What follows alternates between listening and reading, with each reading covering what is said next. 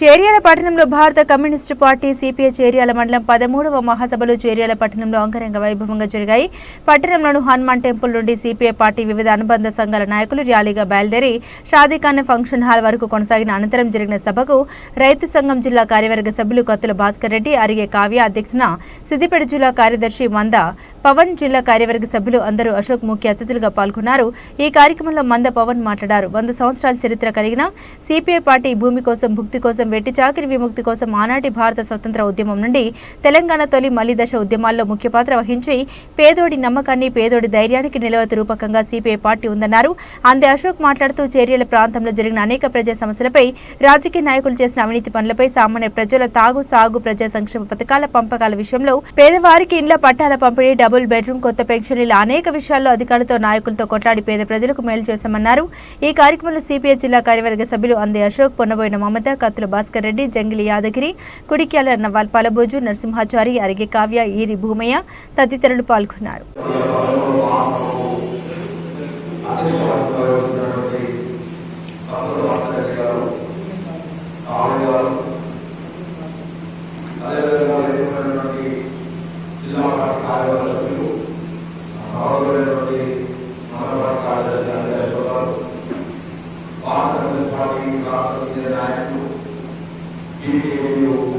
జిల్లా అధ్యక్షులు ఈ గారు, అదేవిధంగా సిపిఐ నాయకులు యాదగిరి గారు,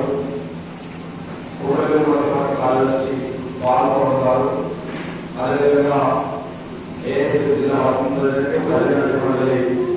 జిల్లా నాయకులైనటువంటి నరేష్ గారు, జిల్లా నాయకులు మహమ్మద్ గారు, మరి వివిధ గ్రామాల నుంచి విచ్చేసినటువంటి మన పార్టీ ప్రజా సంఘాలు నాయకులకు, కార్యకర్తలకు, ఎలుగుగా సోదరులకు, మరి అదేవిధంగా ఏఎస్సీ జిల్లా ప్రధాన కార్యదర్శి జనార్దన్ అందరికీ కూడా పేరు పేరున భారత కమ్యూనిస్ట్ పార్టీ సిద్దిపేట జిల్లా పక్షాన ఉద్యోగపూర్వక నమస్కారాలు, అభినందనలు తెలియజేసుకుంటా ఉన్నాను. మన మాట్లాడుతున్న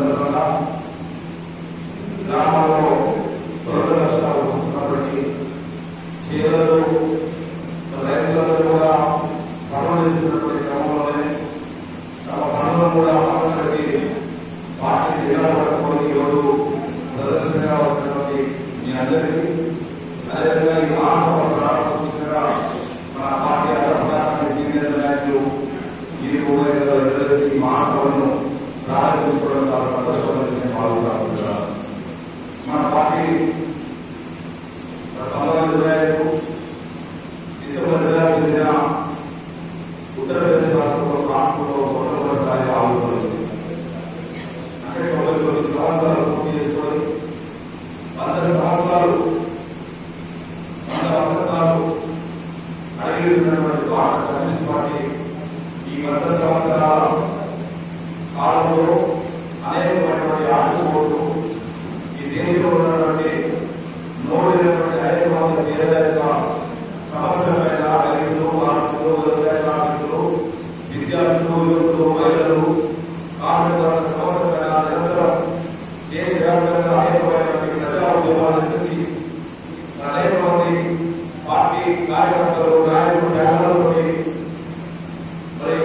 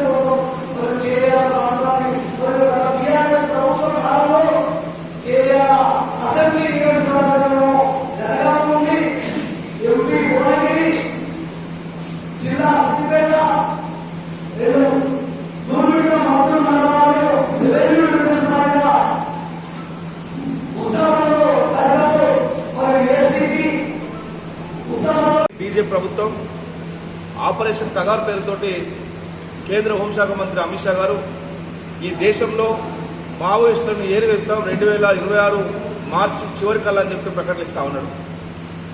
మరో పక్కనేమో శాంతి చర్చలు జరపండి, మేము కాల్పుల విరమణ ప్రకటిస్తున్నామని చెప్పి మావోయిస్టులు ఒక పక్క ప్రకటన చేశారు.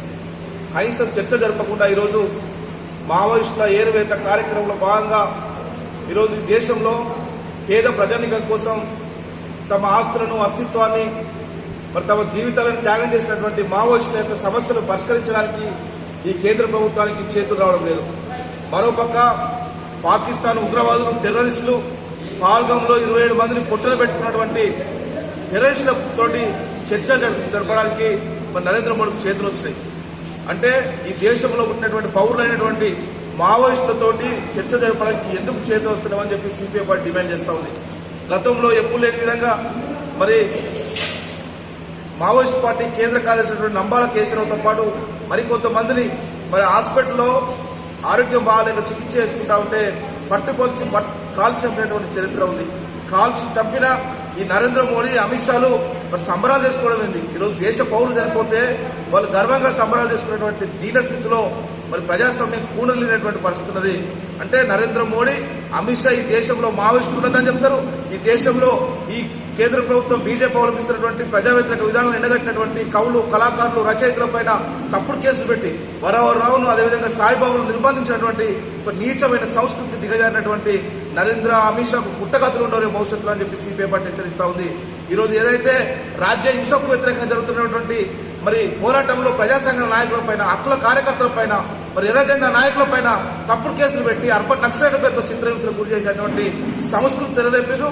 ఇది రాబో రోజుల్లో మీకు తప్పనిసరిగా బుద్ధి చెప్పేటువంటి పరిస్థితి ఆసక్తమైందని చెప్పి సందర్భంగా హెచ్చరిస్తా ఉన్నాను. అమిత్ షా చెప్తాడు, ఒక నరాంతకుడు ఈ కేంద్ర హోంశాఖ మంత్రి అవడం దేశ ప్రజల యొక్క మరి దురదృష్టకరం అని చెప్పి సందర్భంగా గుర్తు చేస్తారు. ఎందుకంటే మరి అక్కడ గోద్రా అల్లర్లో మరి ప్రధాన నిర్దోషిగా ఉన్నటువంటి వ్యక్తి ఈరోజు దేశానికి హోంమంత్రి అయినటువంటి పరిస్థితి. అంటే ఇద్దరు గుజరాత్ నరేంద్ర మోడీ, అమిత్ షా ఇద్దరు కలిసి ఈరోజు పౌరులను చంపేటువంటి హక్కులు ఎవరు ఇచ్చారని చెప్పి సిపిఐ పార్టీ అడుగుతా ఉంది. అంటే ఈరోజు మావోయిస్టులు ఏదో అని చెప్తారు. రేపు రాబో రోజుల్లో ఎర్ర జెండా కమ్యూనిస్టులు ఈ దేశంలో ఉండకూడదంటారు. దాని తర్వాత ఈ దేశంలో ముస్లిం ఉండకూడదంటారు. దాని తర్వాత క్రిస్టియన్ ఉండకూడదంటారు.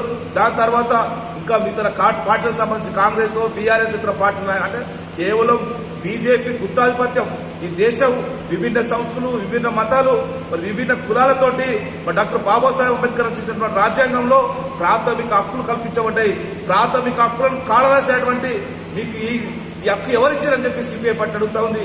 ఎప్పుడు లేని పద్ధతుల్లో కనీసం దాన సంస్కారం మావోయిస్టులు మరి ఎన్కౌంటర్ చేస్తే వాళ్ళు హత్య చేస్తే బంధువులు అడిగి వాళ్ళ కుటుంబ సభ్యులు మా యొక్క కుటుంబ సభ్యుల యొక్క శవాలు ఇవ్వని చెప్పడంతో కూడా శవాలు ఇవ్వకుండా భయపడి, అంటే శవాలు ఇస్తే ఆ గ్రామాల్లో ఆ ప్రాంతంలో ప్రజలు మరి పెద్ద సంఖ్యలో భూమి కూడి మరి సానుభూతి వస్తున్న ఒక ప్రమాదంతో ఈరోజు వాళ్ళే పోలీసులే చిత్తులు పెట్టి మరి సామూహికంగా దానం చేయడం, ఇది ప్రజాస్వామ్యం పూర్తిగా కూని అయిపోయిందని చెప్పి ఈ సందర్భంగా నేను తెలియజేసుకుంటూ, ఏదేమైనా ఆపరేషన్ కగాను వెంటనే నిలిపేసి మావోయిస్టులు ఛాన్స్ జరపాలని చెప్పి సిపిఐ పార్టీ డిమాండ్ చేస్తా ఉంది.